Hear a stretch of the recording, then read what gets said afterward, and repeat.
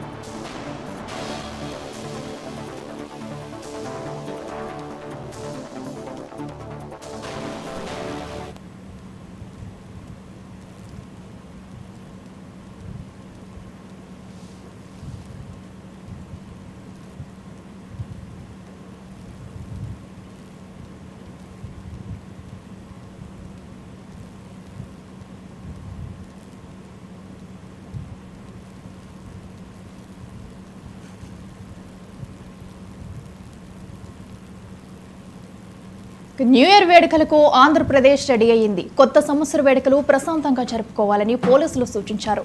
విశాఖ, విజయవాడలో ట్రాఫిక్ ఆంక్షలు విధించారు. ఫ్లైఓవర్లను మూసివేయనున్నారు. హనుమంతవాక నుంచి అడవివరం జంక్షన్, గోసాల జంక్షన్ నుంచి వేపగుంట, పెందుర్తి జంక్షన్ నుంచి ఎన్ఏడి జంక్షన్ మీదుగా కాన్వెంట్ జంక్షన్ వరకు మధ్య ఉన్న రోడ్డును మూసివేయనున్నారు. అటు ఆర్టీసీ కాంప్లెక్స్ వద్ద ఉన్న అండర్ పాస్ కూడా మూసివేయనున్నారు.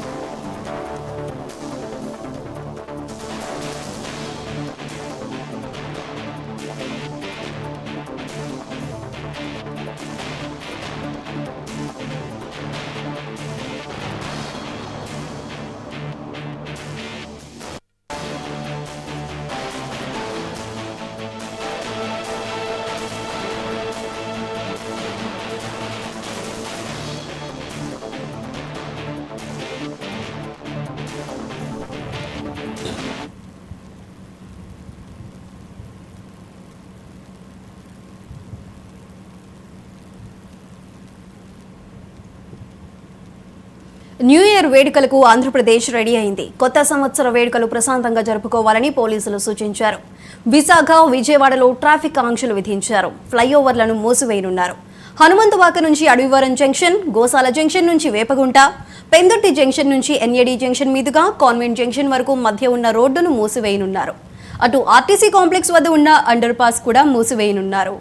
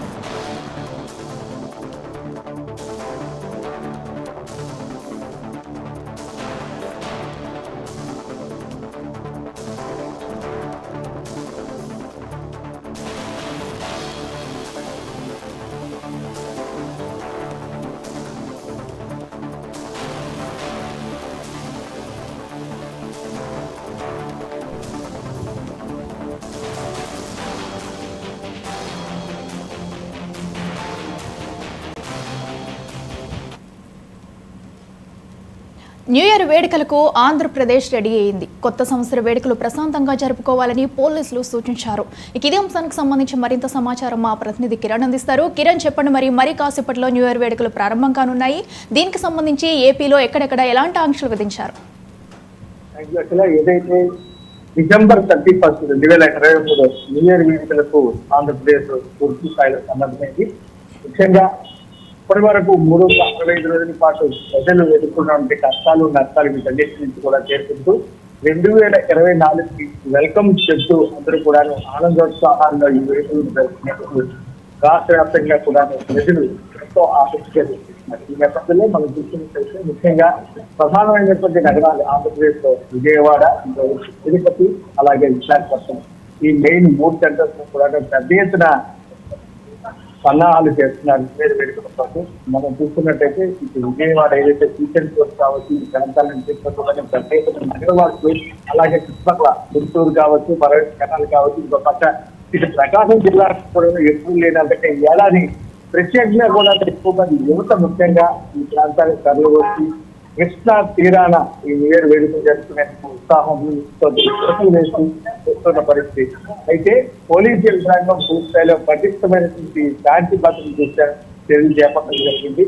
ఎవరైతే యువత ఉన్నారో వీళ్ళందరూ కూడా ఖచ్చితంగా పోలీసు ప్రకారంగా శాంతి భద్రతలకు ఎటువంటి విషాదం కలగకుండా న్యూ ఇయర్ వేడుకలు జరుపుకోవాలని చెప్పి పోలీసులు ఆదేశాలు జారీ చేశారు. మరోవైపు తిరుపతిలో కూడా ఏదైతే ఆధ్యాత్మిక నగరంగా పేరున్న తిరుపతిలో కూడా అదే పరిస్థితి కనిపిస్తుంది. ఇంకో పక్క విశాఖపట్నం మనం చూసుకున్నట్లయితే ముఖ్యంగా డెస్టినీ ఆఫ్ సిటీగా పేరున్నటువంటి విశాఖపట్నం పర్యాటక రాజధానిగా ఎప్పటి నుంచో ప్రపంచ పక్కలో తనకంటే విశాఖపట్నానికి ఒక ప్రత్యేకమైన స్థానం ఉంది.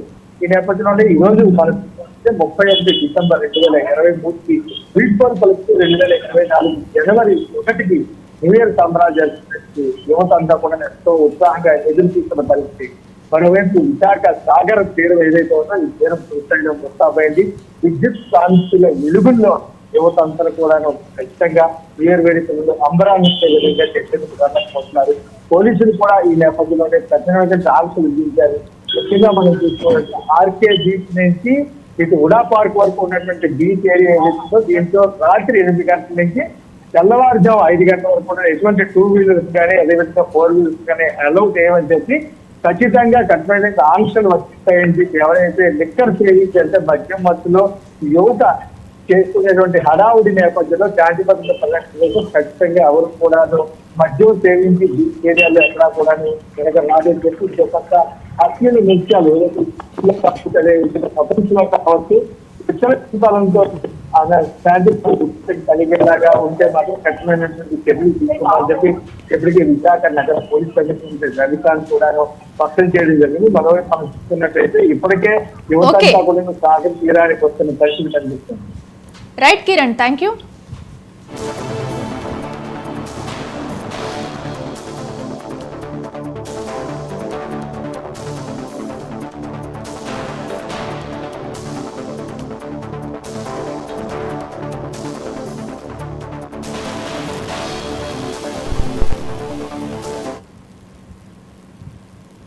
గుంటూరు ప్రత్తిపాడు నియోజకవర్గంలో న్యూ ఇయర్ వేడుకలపై పోలీసులు పలు ఆంక్షలు విధించారు. ప్రజలు ఇవాళ రాత్రి అన్ని గ్రామాల్లో పికెట్లు, పెట్రోలింగ్ టీంలు ఏర్పాటు చేశారు. ఎలాంటి అవాంఛనీయ ఘటనలు చోటు చేసుకోకుండా ప్రజలకు ఇబ్బంది లేకుండా అన్ని ఏర్పాట్లు చేశారు. డీజే సౌండ్ సిస్టమ్ పర్మిషన్ ఇవ్వలేదని, అలాంటివి ఏర్పాటు చేస్తే నిర్వాహకులు, ఆపరేటర్లపై కేసులు నమోదు చేస్తామని పోలీసులు తెలిపారు. అన్ని ప్రధాన రహదారుల్లో చెక్ పోస్టులు పెట్టామన్నారు పోలీసులు. Rash driving, triple riding, over speed చేస్తున్న వారిపై కేసులు నమోదు చేస్తామని హెచ్చరించారు. ప్రమాదకరంగా బాణాసంచా కాల్చినా, శబ్ద కాలుష్యంతో జనాలకు ఇబ్బంది కలిగించినా కఠిన చర్యలు తీసుకుంటామన్నారు.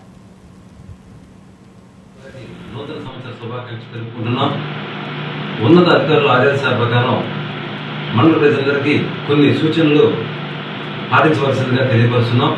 ముఖ్యంగా బైక్ రైడ్ తోలే వ్యక్తులకి సూచనలు తెలియపరుచుకుంటున్నాం. ర్యాష్ డ్రైవింగ్ కానీ, ట్రిపుల్ రైడింగ్ కానీ ఎట్టి పరిస్థితుల్లో చేయొద్దని తెలియపరుచుకుంటున్నాం. అన్ని చెక్ పోస్టులు పెట్టున్నాం. వాళ్ళ మీద కేసులు బుక్ అవుతాయి. అదేవిధంగా మైనర్ బండ్లు బైకులు తోలితే తల్లిదండ్రుల మీద కేసులు బుక్ అవుతున్నాయి. కాబట్టి జాగ్రత్త వహించండి. రేపు 31 సాయంత్రం నుంచి 1 తారీఖు వరకు ఈ చెక్ పోస్టులు రన్నింగ్లో ఉంటాయి. కాబట్టి వీటిని అందరూ తెలుసుకోవాల్సిందిగా మనం చేసుకుంటున్నాం. అంతేకాదు డీజే సౌండ్ సిస్టమ్ ఎక్కడా మేము పర్మిషన్ ఇవ్వలేదు. పర్మిషన్ లేకుండా శబ్ద కాలుష్యాన్ని ఎవరైనా డీజే సౌండ్ సిస్టమ్ పెట్టి వచ్చేస్తే వాళ్ళ మీద చర్యలు తీసుకొని ఆ వెహికల్స్ని మేము సీజ్ చేయడం జరుగుతుంది. కాబట్టి పర్మిషన్ లేకుండా డీజే సౌండ్ సిస్టమ్ ఓనర్స్ జాగ్రత్త తీసుకోవాల్సిందిగా తెలియపరుచుకుంటున్నాం. అదేవిధంగా ఎవరు బాణసంచ కాల్చొద్దని తెలియపరుచుకుంటున్నాం. ప్రజలకి అసౌకర్యంగా, ప్రమాదకరంగా కాల్చవద్దని తెలియపరుచుకుంటున్నాం. గ్రామాలలో ఎవరు లాండర్ ప్రాబ్లమ్స్, శాంతి భద్రతకి ఎవరు విఘాతం కలిగించకుండా చూసుకోండి, జాగ్రత్తలు వహించని తెలుసుకొచ్చున్నాం. ప్రతి గ్రామంలో కూడా పోలీస్ పికెట్లు ఉంటున్నాయి. కాబట్టి ఆ పోలీస్ పికెట్లు అక్కడ ఎవరు ఎటువంటి అవాంఛనీయ సంఘటన జరగకుండా చూసుకుంటున్నారు. ఏమన్నా మీ దృష్టికి వస్తే అక్కడున్న పోలీసులు తెలియపరచవలసిందిగా తెలియపరుచున్నాం. ఎవరు అందరూ చక్కగా నూతన సంవత్సరం వేడుకలు జరుపుకోండి.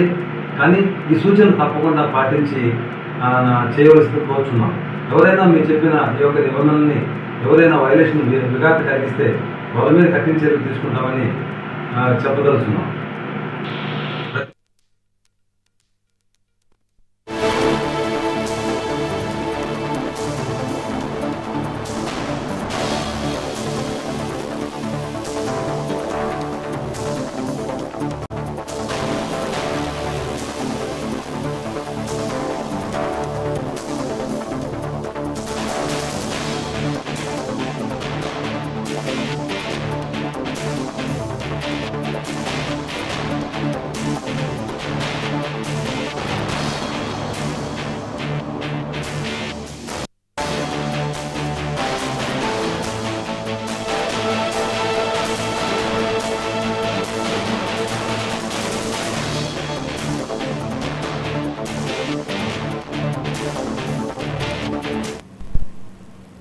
బ్రేకింగ్ న్యూస్ చూస్తున్నాం మనం. వరంగల్లో కరోనా చాప కింద నీరులో విజృంభిస్తుంది. ఎంజీఎం హాస్పిటల్లో ఈ రోజు 6గురికి కరోనా పాజిటివ్ నిర్ధారణ అయింది.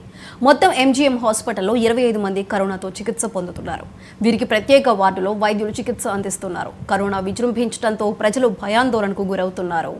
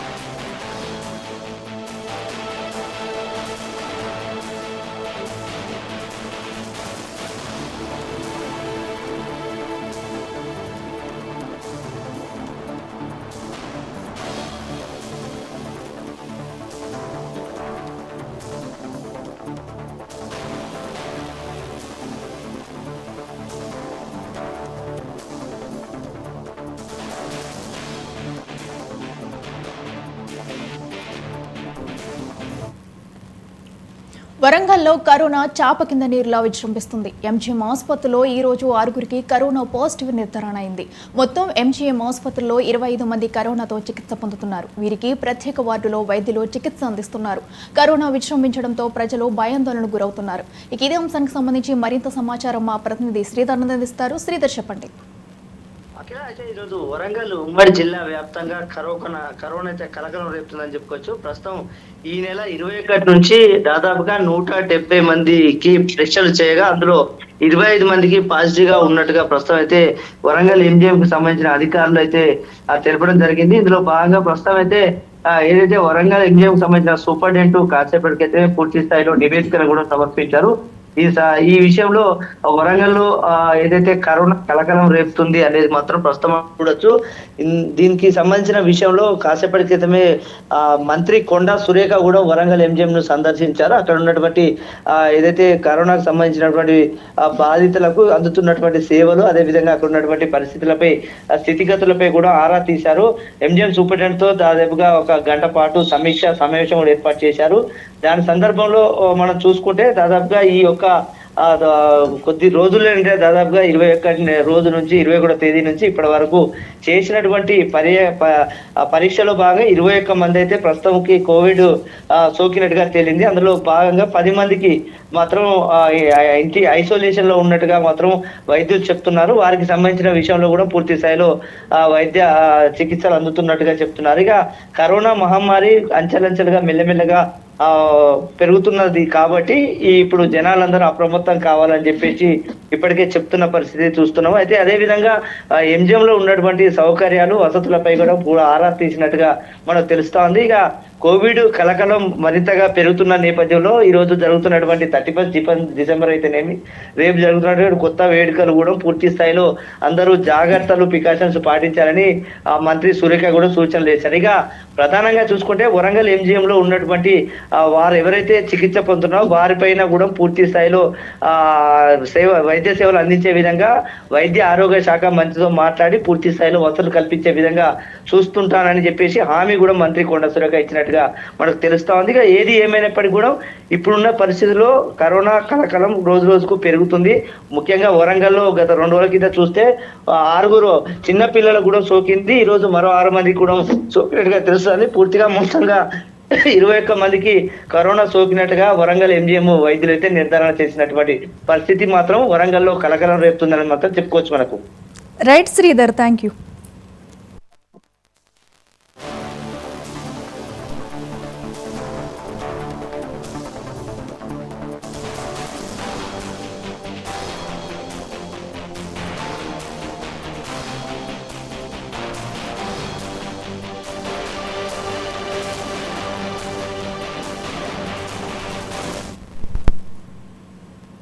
100 రోజుల్లో గ్యారంటీల అమలుపై ప్రజలు అనుమానాలు వ్యక్తం చేస్తున్నారన్నారు హరీష్ రావు.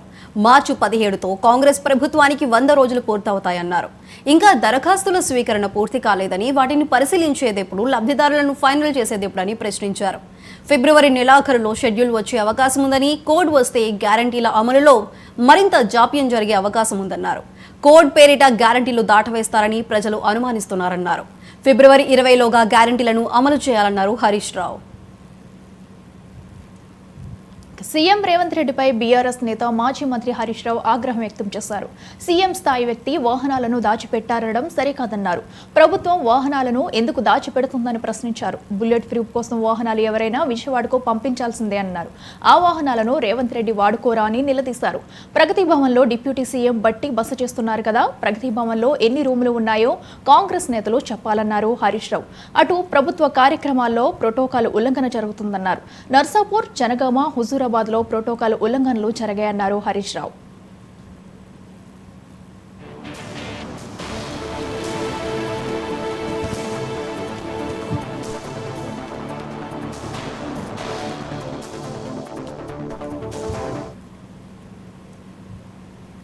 రాష్ట్రంలో పేదల ఇళ్ల స్థలాల సేకరణ, ఇళ్ల నిర్మాణాల్లో అవినీతి జరిగినట్లు ప్రధాని మోదీకి జనసేన అధ్యక్షుడు పవన్ కళ్యాణ్ లేఖ రాయడంపై మంత్రి జోగి రమేష్ మండిపడ్డారు. అసలు ఏ ఆధారాలతో పవన్ లేఖ రాశారని జోగి రమేష్ ప్రశ్నించారు. పేదలకు ఇస్తున్న ఇళ్లలో స్కామ్ జరిగిందంటూ ప్రధానికి లేఖ రాయటం సరికాదన్నారు. రాష్ట్రంలో ఇల్లు వాకిలి లేని వాళ్లంతా లేఖలు రాస్తున్నారని విమర్శించారు. చంద్రబాబు కోసం పవన్ ఎంతకైనా దిగజారుతారన్నారు. పేదల ఇళ్లపై కాదు, చంద్రబాబు అవినీతిపై ప్రధానికి పవన్ లేఖ రాయాలని అన్నారు. పవన్ కళ్యాణ్ లేఖపై చర్చకు మేం సిద్ధం, పవన్ కళ్యాణ్ సిద్ధమా అని జోగి రమేష్ సవాల్ విసిరారు. ఒకే ఒక్క రాష్ట్రం ఆంధ్రప్రదేశ్ రాష్ట్రం, ఒకే ఒక్క ముఖ్యమంత్రి జగన్మోహన్ రెడ్డి గారి నేతృత్వంలో 21,75,000 ఇళ్ల నిర్మాణాలు శరవేగంగా జరుగుతున్నాయి. ఈ పాటికే కొన్ని లక్షల మంది అక్కచెల్లెమ్మలు ఆ ఇళ్లలోకి వెళ్ళి గృహప్రవేశాలు చేసుకుని పిల్ల పాపలతో హ్యాపీగా దర్జాగా జయ హో జగనన్న అని చెప్పేసి నినదిస్తూ ఉంటే, పచ్చి దుర్మార్గులాగా ఇక్కడ స్కామ్ జరుగుతూ ఉందా? ఏం స్కామ్ జరుగుతూ ఉంది? మేమేమన్నా ఇంటి నిర్మాణాలకు డబ్బులు తీసుకెళ్ళి ఇస్తామా? ఆన్లైన్, ప్రతిదీ కూడా ఆన్లైన్ పేమెంట్. పవన్ కళ్యాణ్ కనీసం బుర్ర లేదు, జ్ఞానం లేదు, ఎక్కడ ఏం జరుగుతుందో కూడా తెలియకుండా నీలాంటి వాళ్ళు దేని మీద రాయాలా? దేని మీద? ఎప్పుడైనా సరే నువ్వు స్పందించావా? దేని మీద? శ్రీకాకుళం జిల్లా ఆముదవలస రైల్వే స్టేషన్లో ఈరోజు అమృత్ భారత్ రైలు ప్రారంభోత్సవ కార్యక్రమం ఘనంగా జరిగింది. ఈ కార్యక్రమానికి MP Kinjarapu Rammohan, AP speaker Tammineni Sitaram, TDP జిల్లా అధ్యక్షులు కోన రవికుమార్, రైల్వే ఉన్నతాధికారులు పాల్గొన్నారు. అమృత్ భారత్ రైలు ద్వారా సామాన్యులు అతి తక్కువ సమయంలో సుదీర్ఘ ప్రాంతాలకు చేరుకోవచ్చని తమ్మినేని తెలిపారు. దేశం నలుమూలల పనులకు వెళ్లే శ్రీకాకుళం వలస కార్మికులు అమృత్ భారత్ రైలు సేవలు వినియోగించుకోవాలన్నారు ఎంపీ రామ్మోహన్. జిల్లా అభివృద్ధి కొరకు రైల్వేలకు ఏ సమస్య వచ్చినా పార్లమెంటు సభ్యునిగా పరిష్కారానికి కృషి చేస్తానని కింజారపు రామ్మోహన్ వెల్లడించారు.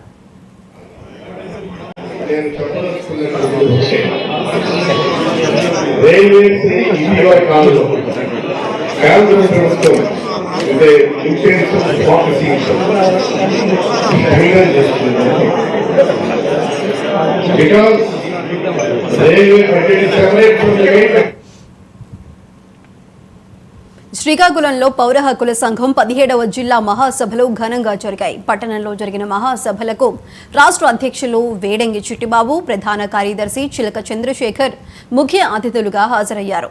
పౌర హక్కుల సంఘం స్థాపించి 50 సంవత్సరాలు పూర్తయిందని ఆయన తెలియజేశారు.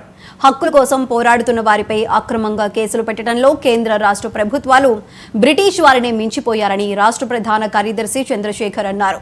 ఈ కార్యక్రమంలో పౌర హక్కుల సంఘం జిల్లా అధ్యక్షులు, ఉపాధ్యక్షులు తదితరులు పాల్గొన్నారు. పౌర హక్కుల సంఘం జరుపుకుంటోంది. అందులో భాగంగా 50 వసంతాల మహాసభల్ని, అంటే ప్రారంభ మహాసభలు పోయిన సంవత్సరం డిసెంబర్ 24వ తారీఖున గుంటూరులో ప్రారంభించాం.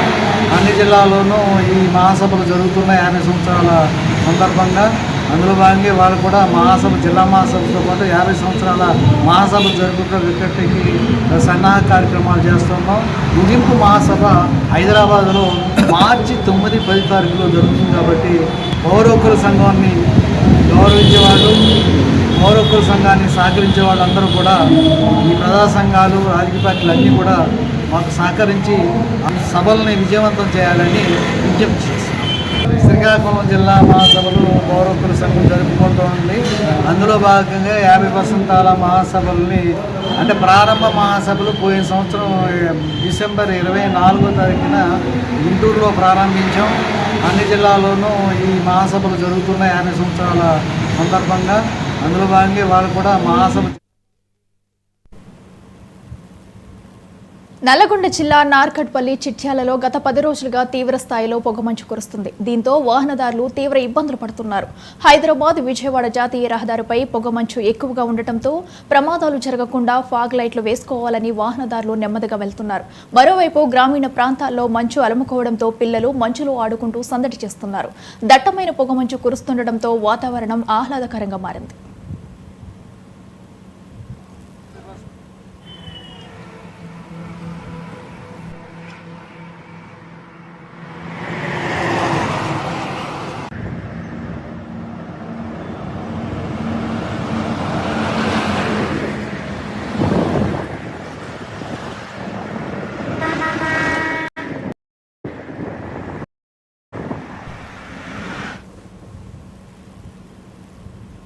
ఇవి programme updates. Keep watching 99 TV.